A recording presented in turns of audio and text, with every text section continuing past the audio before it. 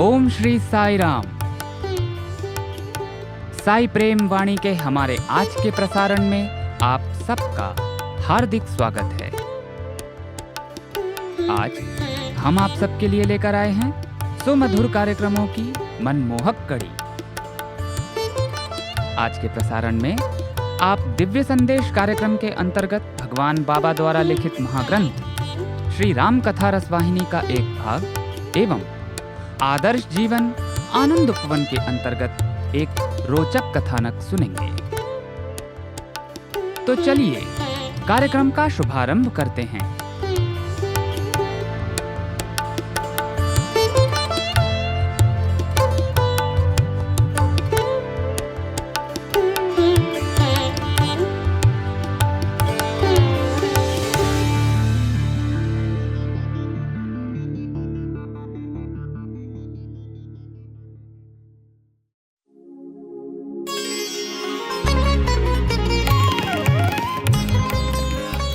अब प्रस्तुत है दिव्य संदेश। इसके अंतर्गत भगवान बाबा द्वारा लिपिबद्ध किए गए महाग्रंथों में से एक श्री राम कथा रसवाहिनी का एक भाग आज हम प्रस्तुत करने जा रहे हैं। दिव्य संदेश, साई संदेश, दिव्य संदेश, साई संदेश।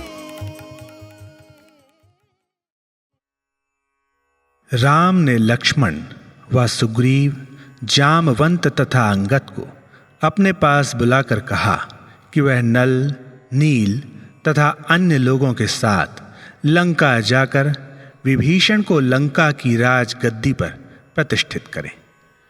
उन्होंने उन्हें अविलंब लंका जाने का आदेश दिया, क्योंकि उनके पिता द्वारा दिया गया 14 वर्ष का वनवास अगले दिन पूर्ण हो रहा था। किंतु विभीषण ने आग्रह और विनती करते हुए कहा, मुझे राज्य की क्या आवश्यकता है?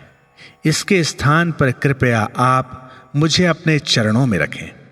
उसने प्रार्थना की, आज से लंका आपकी ही है। लंका को अयोध्या का ही अंश मानिए। उन्होंने बहुत आग्रह किया, किंतु राम नहीं माने।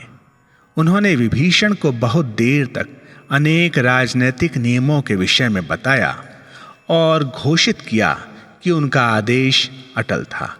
फिर विभीषण ने प्रार्थना की कि वह अपने कर कमलों से उसे राज्य प्रदान करें।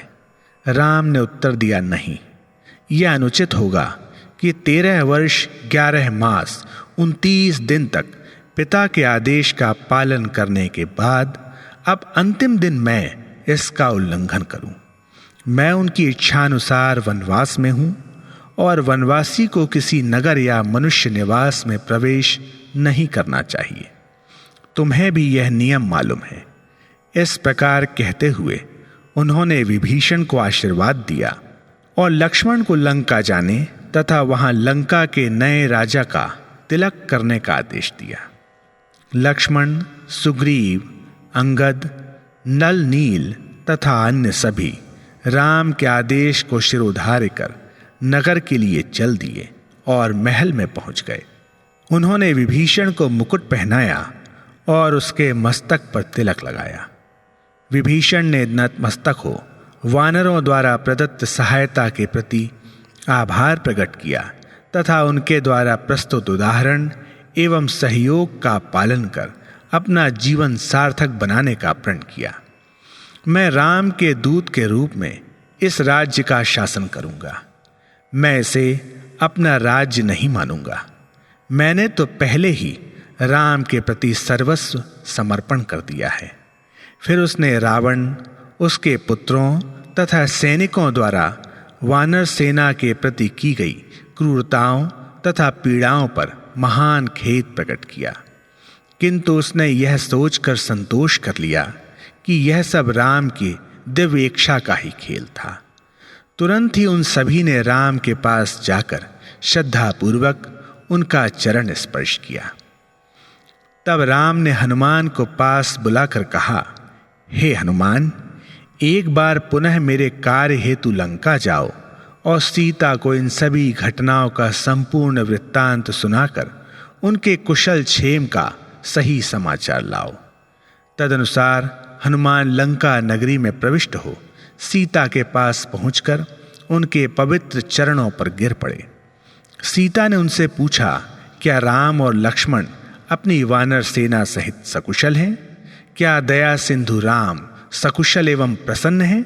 हनुमान ने हाथ जोड़कर तथा शीश झुकाकर उत्तर दिया, राम सभी प्रकार से सकुशल व प्रसन्न हैं। उन्होंने रावण का वध कर दिया है और विभीषण को आजन्म इस राज्य का राजा बना दिया है। सीता को राम की विजय और रावण की पराजय पर महान हर्ष हुआ। उनका मुख प्रसन्नता से खिल उठा, वह पुलकित हो उठी। उनके नेत्रों से हर्ष के अश्रु ढुलकने लगे। उन्होंने कहा, हे कपिनायक, तुमने मुझे जो शुभ समाचार दिया है इसके प्रतिदान में मैं तुम्हें क्या भेंट दूं? तुमने जो वचन कहे हैं वह तो अतुलनीय है।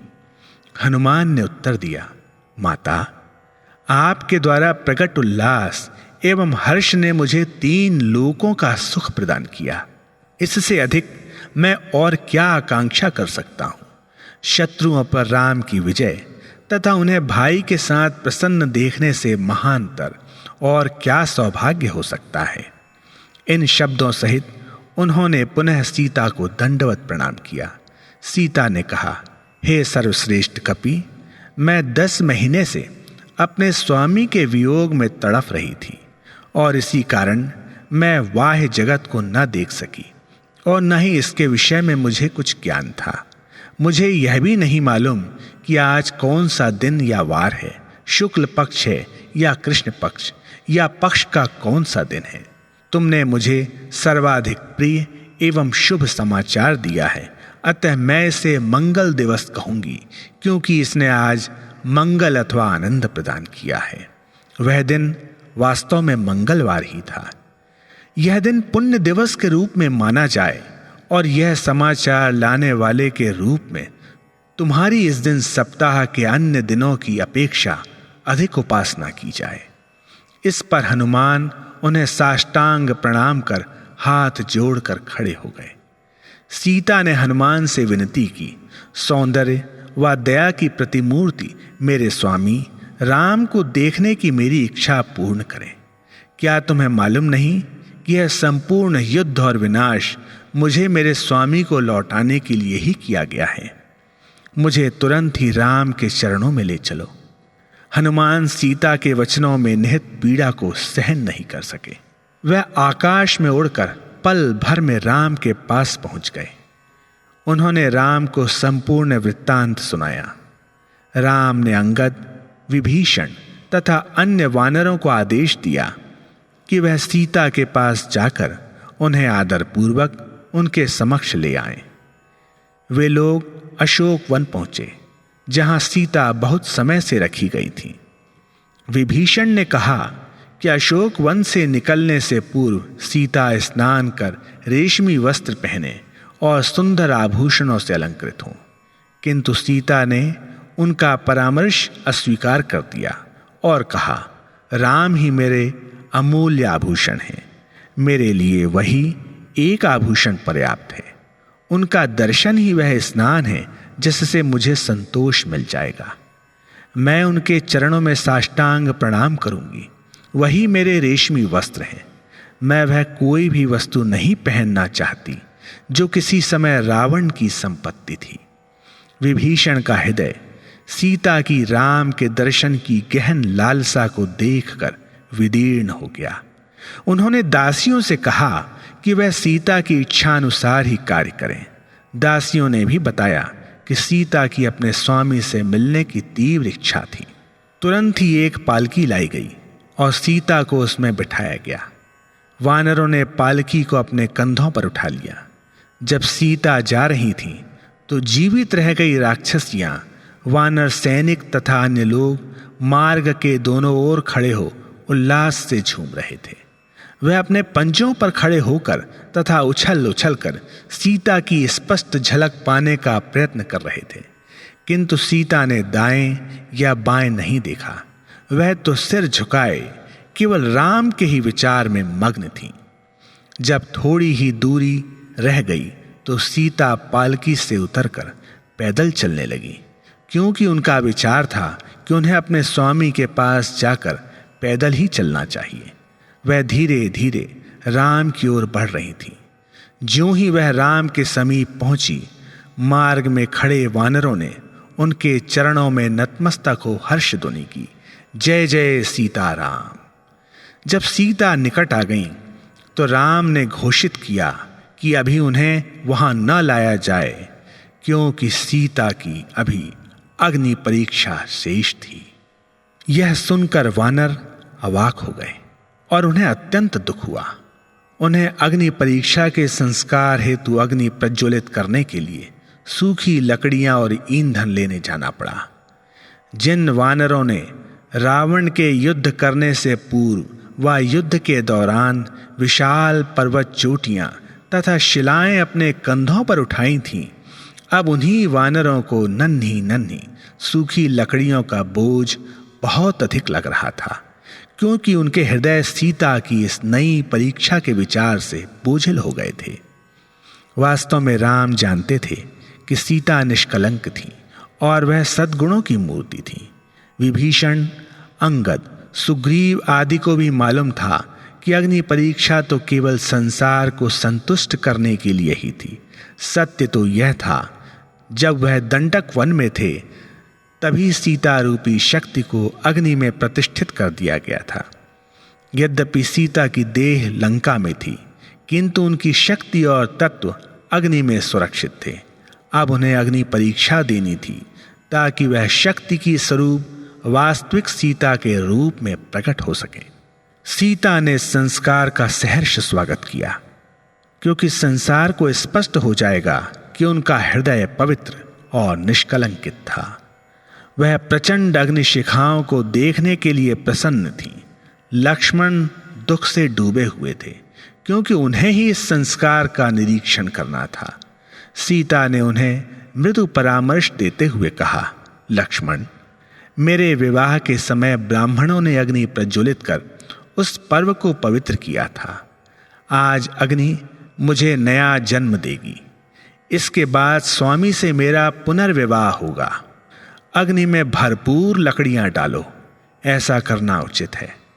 उनके विरह, पुनर्मिलन की अभिलाषा, धर्मनिष्ठा, न्याय के प्रति मोह तथा उनके वचनों में व्यक्त स्थिति के बुद्धिमत्तापूर्ण विश्लेषण को देखकर लक्ष्मण अति प्रभावित हुए। उनके नेत्रों से अश्रुधारा प्रवाहित थी। वह अति श्रद्धापूर्वक करबद्ध हो मौन खड़े हो गए, क्योंकि अपनी भावनाओं को अभिव्यक्त करने के लिए अब उनके पास कोई शब्द नहीं थे। उन्होंने राम के मुख को निर्निमेष देखते हुए लकड़ियां एकत्र कर आग लगा दी। सीता प्रचंड अग्निशिखाओं को देखकर अति प्रमुदित हुई। उनके मन में भय का कोई लक्षण नहीं था। उन्होंने अग्नि के पास खड़े होकर कहा, हे पवित्र वस्तुओं के स्वीकार करता, अपने वचन, कर्म या विचार में मेरा मन अपने स्वामी राम के अतिरिक्त अन्य किसी पर नहीं गया है। हे पवित्र कारक अग्नि, तुम प्रत्येक प्राणी के हृदय में वास करती हो। जब मैं तुम में प्रवेश करूं तो तुम मेरे लिए चंदन के समान शीतल बन जाना। उन्होंने राम को साष्टांग प्रणाम कर अग्नि में प्रवेश किया। अग्निदेव ने ब्राह्मण के रूप में प्रकट हो वास्तविक सीता को अपने साथ ला राम के चरणों में उसी प्रकार भेंट कर दिया जिस प्रकार क्षीर सागर ने भगवान विष्णु के चरणों में लक्ष्मी को भेंट किया था। वह राम के बाईं ओर इस प्रकार दैदीप्यमान थी मानो एक पूर्ण विकसित नील कमल के साथ सुनहरा दूधिया पुष्प विद्यमान हो। देवता गणों ने नगाड़े व दुदुम्बी बजाकर अपना हर्षोल्लास प्रकट किया। विभीषण तुरंत ही नगर में गए और पुष्पक नामक वायु रथ में भगवान के उपयुक्त वस्त्र और आभूषण लाकर उन्हें राम के समक्ष रख दिया। राम ने कहा कि रथ को आकाश में ले जाकर मूल्यवान वस्तुएं नीचे लोगों के लिए बरसाई जाएं। विभीषण ने उनके आदेशानुसार ही किया। वानरों के आसपास जो भी गिरा वह उस पर झपट पड़े। रत्नों को वे लाल व पके हुए फल समझे। जब चखने पर उन्हें मालूम हुआ कि वह तो पत्थर थे, तो उन्होंने निराशापूर्वक उन्हें फेंक दिया। यह दृश्य देखकर राम और सीता बहुत आनंदित हुए और सहानुभूति में हंसने लगे। अनेक वानरों और भालुओं ने वे वस्त्र धारण कर लिए और कृतज्ञता पूर्वक राम के पास गए। रंग बिरंगी वेशभूषाओं में आनंद विभोर हो वे नृत्य कर रहे थे। राम ने उनकी सराहना की और अति कृपा पूर्वक कहा, हे वानरों, तुम्हारी शक्ति और वीरता के कारण ही मैं रावण का वध करने तथा विभीषण को लंका का राज्य प्रदान करने में सफल हुआ। अब तुम सब लोग अपने अपने घर जा सकते हो। मैं सदा तुम्हारे साथ हूं। अब तुम्हें भयभीत होने की आवश्यकता नहीं है। इस प्रकार राम ने अपने सर्वकालिक संरक्षक का वचन देते हुए यह आश्वासन दिया कि उन्हें किसी व्यक्ति या संकट से भयभीत होने का अवसर नहीं आएगा। वानर तथा अन्य लोग राम की कृपा वृष्टि के प्रति कृतज्ञ थे। उन्हें सब कुछ विस्मृत हो गया। उन्होंने श्रद्धा पूर्वक हाथ जोड़कर कहा, स्वामी, आपके वचन आपके ऐश्वर्य के अनुरूप हैं। हम उनके सामने कुछ बोलने में शक्तिहीन हो जाते हैं। वह हमें व्याकुल कर मूक बना देते हैं। हम तो दुर्बल हैं। आप ही हमारे रक्षक और संरक्षक हैं। आप त्रिलोक के स्वामी हैं। क्या कोई मक्खी कभी गिद्ध की सहायता करने का दावा कर सकती है? क्या एक नन्हा दीपक अपने प्रकाश से सूर्य को प्रकाशमान करने का दावा कर सकता है? वानर राम के चरणों पर नतमस्तक हो अश्रुपूर्ण नेत्रों सहित राम के समक्ष खड़े थे। वानर और भालुओं ने अनिच्छापूर्वक राम से विदा ली। वह राम से अविरल अनुग्रह दान की प्रार्थना करते हुए अपने मन में राम की छवि अंकित कर हर्ष और विषाद की मिश्रित भावना सहित अपने अपने घरों की ओर चल दिए। नल, सुग्रीव, हनुमान, विभीषण तथा अन्य नायक व योद्धा भाव विभल थे। वह अश्रु भरे नेत्रों सहित मौन खड़े हो राम को निर्निमेष दृष्टि से देख रहे थे। उनके गहन प्रेम एवं स्नेह को देखकर राम ने उन्हें अपने साथ पुष्पक नामक वायु रथ में बैठा लिया। पुष्पक उड़ा और उत्तर दिशा की ओर मुड़ा। इसके ऊपर उठते ही नीचे हलचल मच गई। वानर सेना ने राम की जय हो, सीताराम और लक्ष्मण की जय हो कि जय जयकार से भूमि गुंजा दी। पुष्पक में एक ऊंचा कलात्मक सिंहासन था। सीता और राम उस पर बैठ गए।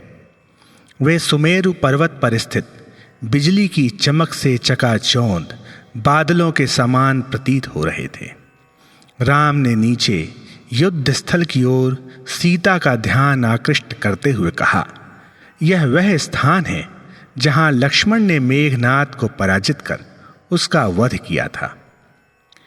इसी प्रकार उन्होंने सीता को युद्ध के कई अन्य स्थल दिखाए। उन्होंने सीता को वानरों द्वारा समुद्र पर निर्मित सेतु भी दिखाया तथा वानरों के पराक्रम, भक्ति और निष्ठा के विषय में बताया। वायुरथ शीघ्र ही दंडक वन पहुंच गया। राम ने अगस्त्य तथा अन्य ऋषियों के आश्रमों के समक्ष रथ को उतारा। राम, सीता व लक्ष्मण ने अन्य साथियों सहित उन पवित्र मुनियों के पास जाकर उन्हें श्रद्धांजलि अर्पित की और उनसे विदा ले पुनः पुष्पक में चढ़ गए और चित्रकूट पर्वत पहुंच गए।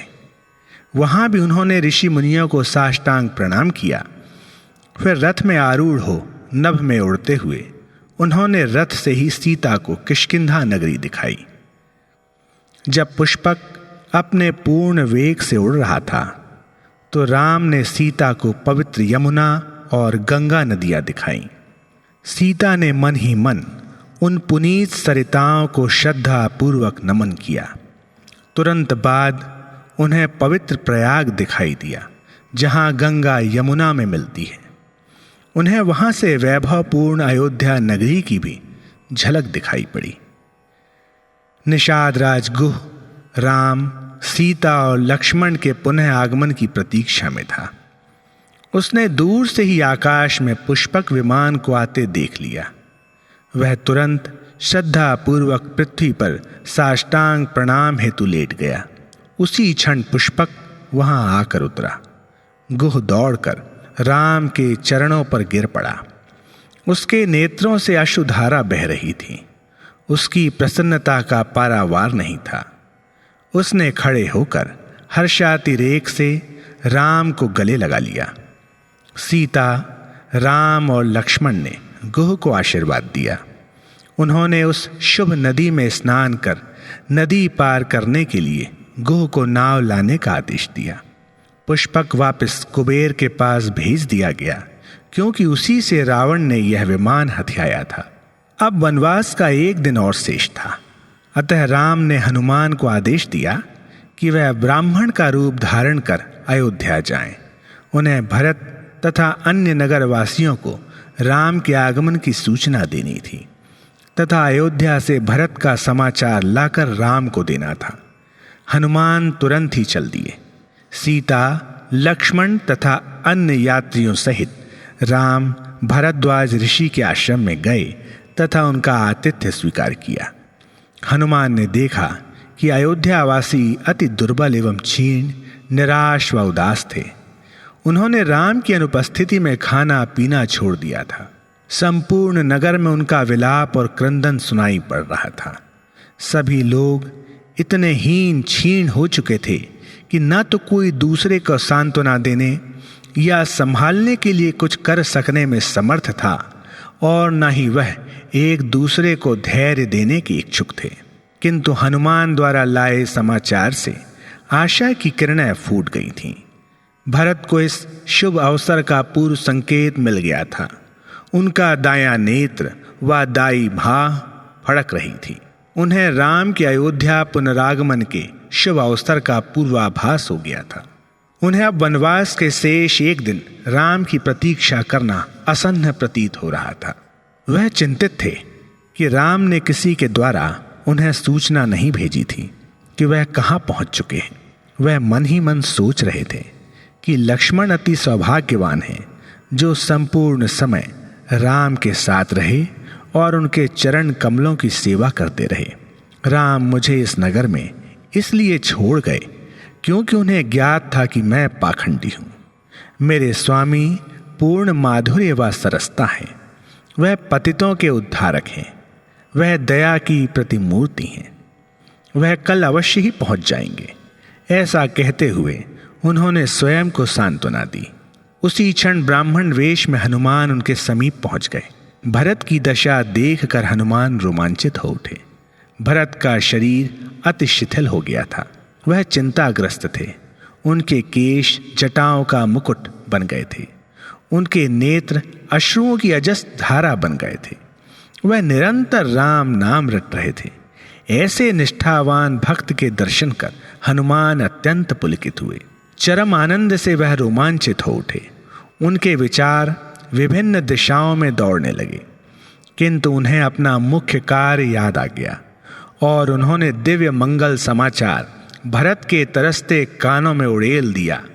हे भरत, जिस व्यक्ति से तुम बिछड़ गए थे और जिसके लिए तुम इतने वर्षों से रात दिन सोए नहीं, भोजन नहीं किया, जिसके गुणों और पराक्रम का तुम प्रत्येक क्षण गुणगान करते हो, जिसने देवताओं तथा ऋषि मुनियों के जीवन की सुरक्षा निश्चित कर दी है, जो सर्वलोकों में सत्य और धर्म का संरक्षण करता है, उन राम ने सभी शत्रुओं पर विजय प्राप्त कर ली है और देवतागण उनकी महिमा का गान गा रहे हैं। जिस प्रकार बहुत प्यासा व्यक्ति जल को देखते ही प्रसन्न हो जाता है, उसी प्रकार भरत हनुमान के वचन सुनकर आह्लादित हो उठे। वह अपने कानों पर विश्वास नहीं कर पा रहे थे, किंतु फिर वे आश्वस्त हो गए कि यह सत्य था। उन्होंने आगंतुक को कृतज्ञतावश गले लगाकर पूछा, यह भ्रम नहीं हो सकता। यह शुभ समाचार लाने वाला कौन है? आप कहाँ से आए हैं? हनुमान ने उत्तर दिया, हे भरत, मैं वायुपुत्र हनुमान हूँ। आप शायद मुझे भूल गए। मैं वही बानर हूँ जो संजीवी पर्वत लाते समय आपके सम्मुख भूमि पर गिरा था। मैं राम के चरण कमलों का सेवक हूँ। यह उत्तर सुनकर भरत अति आदर पूर्वक उठे और आनंद से अभिभूत हो गए। उन्होंने श्रद्धा पूर्वक मस्तक झुकाया, हे वानर राज, तुमने मेरे दुख का अंत कर दिया है।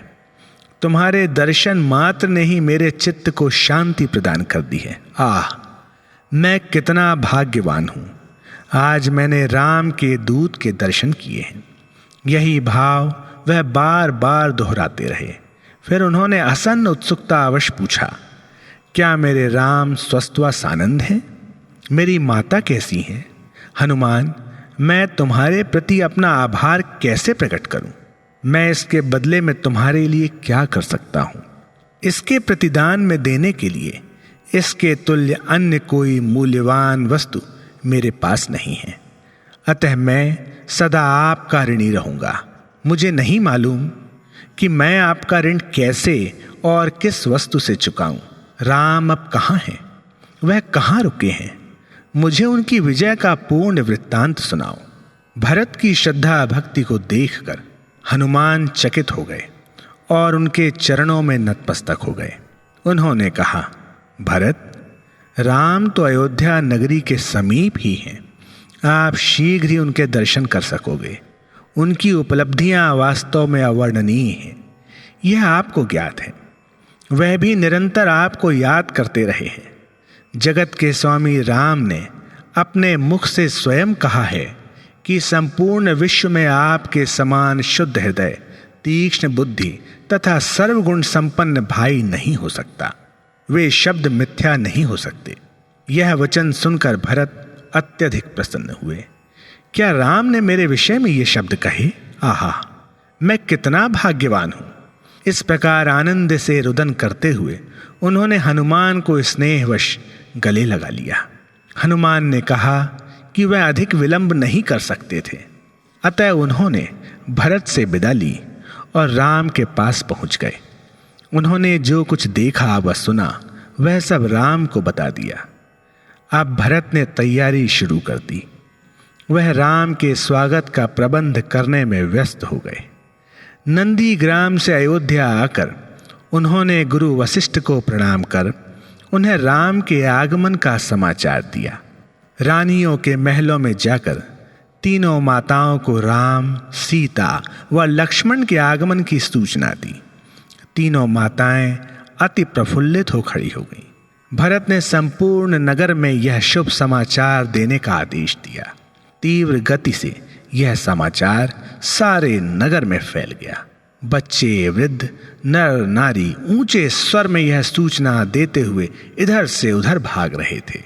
भरत ने ऋषियों, विद्वानों, गुरुओं, प्रसिद्ध नागरिकों तथा चारों सेनाओं को एकत्रित किया तथा तीनों रानियों, सुमंत तथा शत्रुघ्न सहित राम से मिलने चल दिए।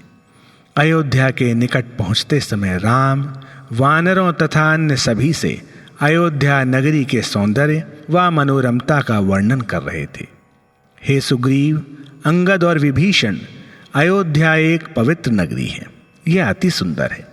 जब राम अयोध्या नगरी के सौंदर्य का वर्णन कर रहे थे तभी भरत सशस्त्र सेना तथा अपने भाई व रानियों सहित उनकी ओर आते दृष्टिगोचर हुए। जिस प्रकार शरद ऋतु के चंद्रमा को देखकर समुद्र प्रफुल्लित होता है, उसी प्रकार रामचंद्र को देखकर विशाल जनता आनंद विभोर हो उठी। उनकी आतुरता आकाश को छू रही थी। माताओं ने प्रसन्नतावश राम को गले से लगा लिया और हर्ष सागर में स्नात हो आत्मविस्मित हो गईं। सीता, राम और लक्ष्मण माताओं के चरणों पर गिर पड़े। दोनों पक्षों के हर्ष की सीमा न थी। भरत की दुर्बल काया देखकर राम को बहुत दुख हुआ और उन्होंने उससे अपने समीप बुलाकर बहुत देर तक सांत्वना और उपदेश दिया। उन्होंने प्रजा के प्रति अपने भाई की दृढ़ भक्ति एवं प्रेम की बहुत प्रशंसा की। सीता, राम एवं लक्ष्मण ने वशिष्ठ, जाबाली, वामदेव तथा अन्य ऋषियों को देखते ही उन्हें साष्टांग प्रणाम किया। यहाँ तक कि महान तपस्वी भी राम के साथ पुनर्मिलन की प्रसन्नता पर अश्रुओं को रोक ना सके। वैदिक विद्वानों ने गगन स्पर्शी स्वर में उन्हें वैदिक नियमानुसार आशीर्वाद दिया। सहस्त्रों वर्ष जीवित रहो, सहस्त्रों वर्ष तक समृद्धि पूर्वक जीवित रहो। भरत और शत्रुघ्न श्रद्धा पूर्वक राम के चरणों में गिर पड़े। यद्यपि राम ने उन्हें बारंबार उठने को कहा, तथापि वह उठने तथा चरण कमलों को छोड़ने में असमर्थ थे। लक्ष्मण और राम दोनों ने मिलकर उन्हें बलपूर्वक उठाया। सभी भाई स्नेह पूर्वक गले मिले तथा एक दूसरे को देख कर उनके हर्ष के अश्रु बहने लगे। उनके हृदय प्रसन्नता से पूर्ण होने के कारण उनके मुख दुर्लभ आभा से युक्त थे। वे सौंदर्य के मूर्त रूप थे। वियोग के विषाद के स्थान पर मिलन का आनंद था। वह गहन आनंद के सागर में डूब गए। सुग्रीव, नल, नील तथा अंगद, हनुमान एवं अन्य लोगों ने उत्सव हेतु सुंदर रूप धारण किए। राम के आगमन पर नागरिक अति आनंदित थे। उन्होंने भरत द्वारा किए गए सफल तप की नाना प्रकार से प्रशंसा की। उन्होंने उनके विशुद्ध गुणों की सराहना की। राम ने नागरिकों की आस्था तथा भक्ति की प्रशंसा की। उन्होंने अपने आसपास विभीषण और वानरों को एकत्रित कर अपने भाइयों और गुरुओं से उनका परिचय कराया। जब राम ने उन्हें रानियों के पास ले जाकर कहा, यह मेरी माताएं हैं, तो वह सभी यह कहते हुए रानियों के चरणों पर गिर पड़े कि आह, हम कितने धन्य हैं। हमने ईश्वर को जन्म देने वाली माताओं के दर्शन किए। आप वास्तव में पूजा के योग्य हैं। कृपा कर हमें आशीर्वाद दें। कौशल्या ने उनसे कहा, हे वानरों, तुम सभी मुझे मेरे पुत्र राम के समान ही प्रिय हो। राम तुम्हें कदापि न भूलें, वह सदा तुम्हारी रक्षा करें। फिर आपस में विचार कर तथा अपने लिए लाए गए रथ में बैठ उन्होंने नगर में प्रवेश किया। प्रत्येक घर के आगे शुभ रंग के जल से परिपूर्ण स्वर्ण कलश रखे थे। सड़क के दोनों ओर घरों पर झंडियां लगी थीं। जिन लोगों के मुख चंद्रोदय के समय कुम्हलाए कमल के समान दुख से क्लांत व क्षीण थे, वह अब राम को देख कर उसी प्रकार खिल उठे जिस प्रकार सूर्य को देख कर कमल अपने पूर्ण सौंदर्य सहित खिल जाते हैं। उनके मुख मोहक कांति से प्रतिभासित थे। आकाश उनकी जय जयकारों से गूंज उठा। राम का रथ अब नगर में पहुंच गया। सड़क के दोनों ओर उल्लसित जन समूह उमड़ रहा था। जब राम मार्ग से निकले तो भक्तों ने उनकी आरती उतारी। आरती की प्रदीप्त शिखाएं ऐसी प्रतीत हो रही थीं मानो आकाश से तारागण भूमि पर उतर आए हों। सड़कों पर गुलाब जल छिड़का गया। जहां जहां से भी उनका रथ निकलता, वहीं वहीं नगरवासी अपनी खिड़कियों और छतों से उन पर पुष्प वर्षा करते। नागरिकों के हर्ष का पारावार नहीं था। राम और सीता को तीनों भाइयों व तीनों माताओं के साथ देखकर सड़क के दोनों ओर एकत्रित सहस्त्रों लोगों को महान संतोष मिला। लोगों ने अपने सौभाग्य पर परस्पर बधाइयां दी कि वह इस शुभ अवसर पर सम्मिलित होने के लिए जीवित थे। जब राम महल में पहुंचे तो अंतःपुर की स्त्रियों, दासियों व सेवकों ने उनके चरण प्रक्षालन आदि द्वारा विधि पूर्वक उनका स्वागत किया।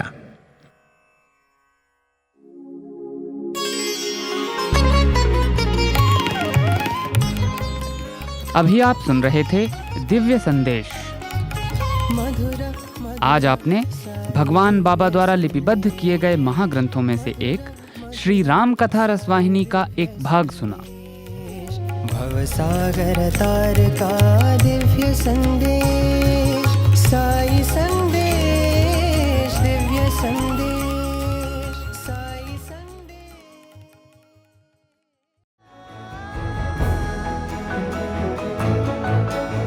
प्रिय श्रोताओं, अब समय है हमारे साईं प्रेमवाणी के इस प्रसारण को विराम देने का।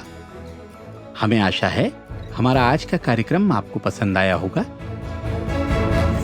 अपने सुझावों को हम तक जरूर भेजें। हमारा व्हाट्सएप नंबर है 9393258258 9393 258 258। हिंदी भाषा में हमारी ये सभी प्रस्तुतियां YouTube पर भी उपलब्ध हैं। इन्हें वहां देखने या सुनने के लिए हमारे YouTube चैनल को सब्सक्राइब करें और कमेंट बॉक्स में अपने सुझाव देना न भूलें। हमें आपके सुझावों का इंतजार रहेगा। किसी ने कहा है कि सनातन साईं डगर को मजबूती से थामना है। सनातन साईं डगर को मजबूती से थामना है।